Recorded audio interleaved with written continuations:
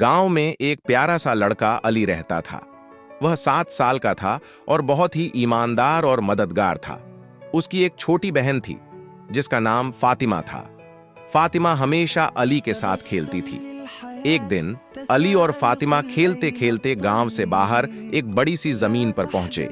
वहां अचानक उन्हें मिट्टी में एक चमकती हुई चीज दिखी।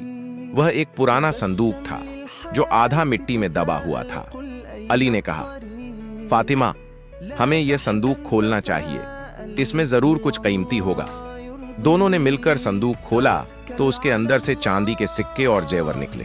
अली बोला, यह सब शायद हमारे गांव के लोगों का है, हमें इसे गांव के सरदार को दे देना चाहिए। फातिमा ने कहा, लेकिन अगर हम इसे अपने पास रख लें तो हम अमीर हो सकते हैं। अली मुस्कुराकर बोला, नहीं फातिमा, सच्चाई सबसे बड़ी ताकत होती है, हमें वही करना चाहिए जो सही हो। फिर दोनों वह संदूक लेकर गांव के सरदार के पास पहुंचे और पूरी सच्चाई बता दी। सरदार बहुत खुश हुआ और अली और फातिमा की ईमानदारी की बहुत तारीफ की। गांव के सभी लोग भी इन दोनों की सच्चाई से बहुत प्रभावित हुए और उन्होंने कहा, सच्चाई की ताकत से बड़ा कोई खजाना नहीं होता। कहानी का मकसद, सच्चाई और ईमानदारी हमेशा जीतती है।